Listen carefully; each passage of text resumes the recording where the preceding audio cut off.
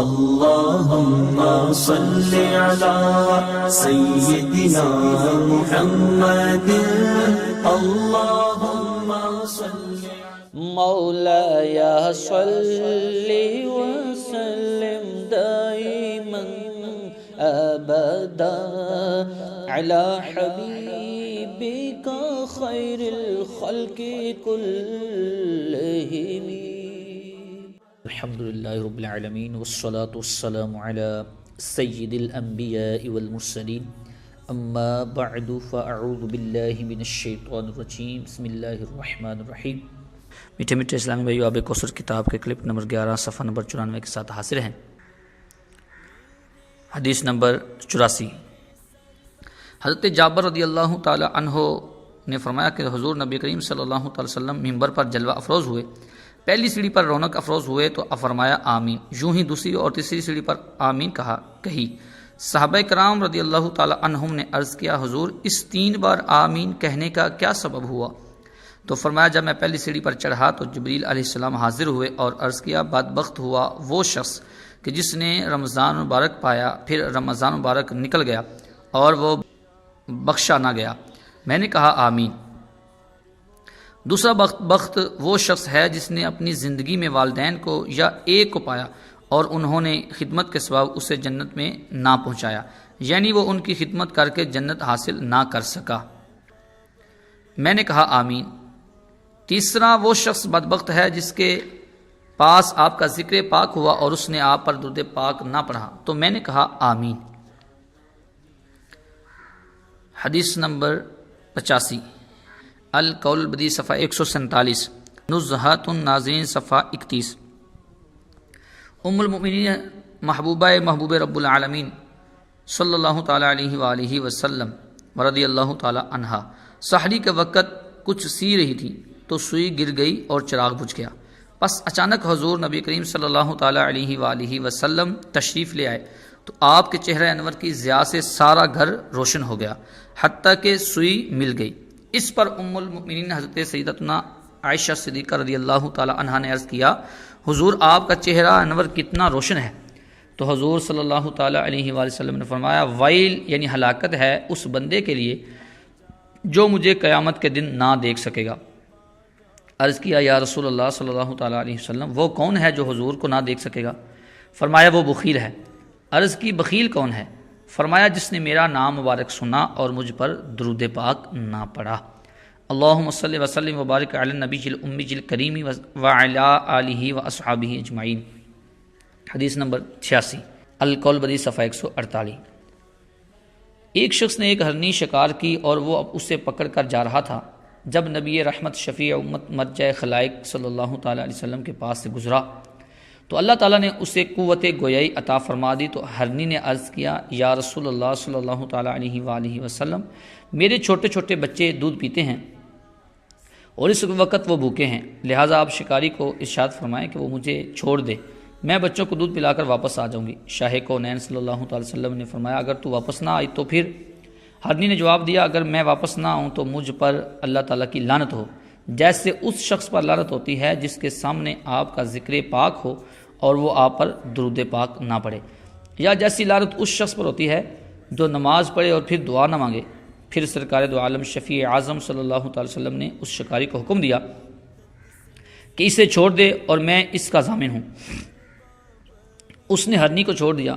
ہرنی بچوں کو دودھ پلا کر واپس آ گئی.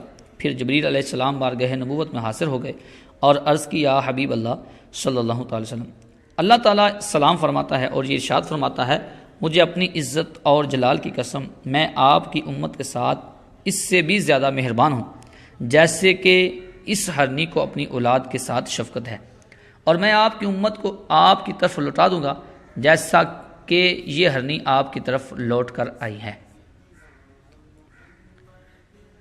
حدیث نمبر 87. مطالع المسرات صفحہ 6. رسول اکرم شفیع اعظم صلی اللہ تعالی علیہ وسلم نے فرمایا ہر با مقصد کام جو بغیر اللہ تعالیٰ کے ذکر اور بغیر درود پاک کے شروع کیا جائے وہ بے برکت ہے اور خیر سے کٹا ہوا ہے. مولا صلی وسلم دائما ابدا علی حبیبک خیر الخلق کلہم. حدیث نمبر 88. مطالع المسرات صفحہ 6. فرمایا رسول اللہ صلی اللہ علیہ وسلم نے کہ ہر وہ کلام جس میں اللہ تعالیٰ کا ذکر نہ ہو، بغیر ذکر الہی اور بغیر درود پاک پڑھے شروع کر دیا جائے وہ دم کٹا ہے، وہ ہر برکت سے خالی ہے۔ صلی اللہ تعالیٰ علی حبیبہ اطیب الطیبین اطہر الطاہرین وعلی آلہ واصحابہ اجمعین فالحمد للہ رب العالمین۔ فائدہ، مفتی صاحب فرماتے ہیں فقیر پر تقصیر نے تذکرۃ الواعظین میں یہ ارشاد گرامی پڑھا تھا، اے ابو ہریرہ رضی اللہ تعالیٰ عنہ، جس بستی والے روزانہ مجھ پر 100 بار بھی درود پاک نہ پڑھیں تو اس بستی سے بھاگ جا، کیونکہ اس بستی پر عذاب آنے والا ہے۔ حدیث نمبر 99۔ قال رسول اللہ صلی اللہ تعالیٰ علیہ وآلہ وسلم انما القبر روضۃ من ریاض الجنۃ او حدرۃ من حضور النار، رواہ الترمذی عن ابی سعید الخدری رضی اللہ تعالیٰ عنہ۔ مشکات، سیدنا ابو سعید خدری رضی اللہ تعالیٰ عنہ فرماتے ہیں رسول اللہ صلی اللہ علیہ وسلم نے فرمایا، قبر یا تو جنت کے باغوں میں سے ایک باغ ہے یا دوزخ کے گڑھوں میں سے ایک گڑھا ہے۔ حضرت خواجہ احمد بن ادریس رحمۃ اللہ تعالی کا ایک مرید مکہ مکرمہ میں فوت ہوا اور اس کو جنت المعلی میں دفن کر دیا گیا۔ جب دفن کیا تو وہاں ایک بزرگ صاحب کشف بھی تھے، انہوں نے کشف کی نظر سے دیکھا کہ حضرت ملک الموت علیہ السلام اس مرنے والے کی قبر میں جنت سے فرش لا رہے ہیں، کبھی جنت سے قندیلیں لا رہے ہیں، اور حضرت ملک الموت علیہ السلام نے خود قبر میں فرش بچھایا، قندیلیں نصب کی اور قبر تا حد نظر کھل گئی۔ اور جب صاحب کشف نے یہ منظر دیکھا تو دل میں رشک پیدا ہوا کہ کاش مجھے بھی اللہ تعالیٰ ایسی ہی قبر نصیب کرے۔ اتنا دل میں خیال آنا تھا کہ حضرت ملک الموت نے اس صاحب کشف کی طرف دیکھا اور فرمایا، یہ کون سی مشکل بات ہے، جو مومن بھی وہ درود پاک پڑھے جو شیخ احمد بن ادریس کی طرف منسوب ہے، اسے اللہ تعالیٰ ایسی ہی قبر عطا فرمائے گا۔ اور وہ درود پاک یہ ہے، اللہم انی اسألک بنور وجہ اللہ العظیم الذی ملأ ارکان عرش اللہ العظیم وقامت بہ عوالم اللہ العظیم ان تصلی علی مولانا محمد ذی القدر العظیم وعلی آل نبی اللہ العظیم بقدرت عظمت ذات اللہ العظیم فی کل لمحۃ ونفس عدد ما فی علم اللہ العظیم صلاة دائمة بدوام اللہ العظیم تعظیما لحقک یا مولانا یا حبیب اللہ یا ذا الخلق العظیم وسلم علیہ وعلی آلہ مثل ذلك واجمع بینی و بینہ کما جمعت بین الروح والنفس ظاہرا و باطنا یقظۃ و مناما واجعلہ یا ربی روحا لذاتی من جمیع الوجوہ فی الدنیا قبل الآخرۃ یا عظیم۔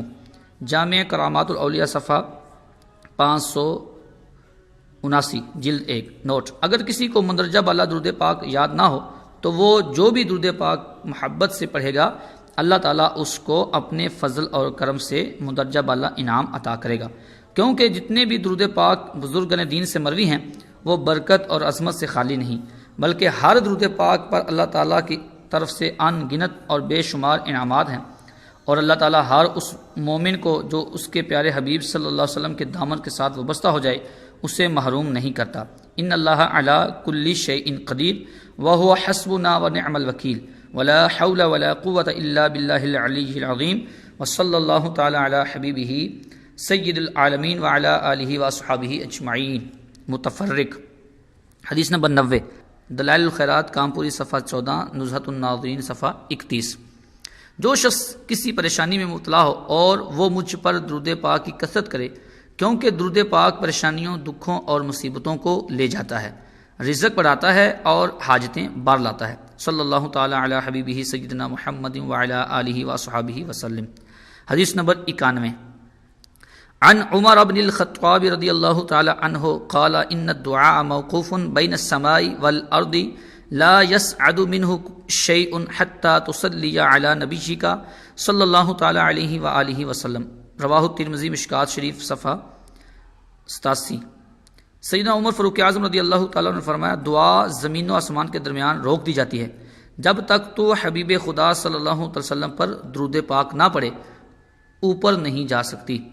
وصلی اللہ علی نور کزو شد نور ہا پیدا زمین در حب او ساکن عرش در عشق او پیدا صلو علی الحبیب صلی اللہ تعالی علی محمد.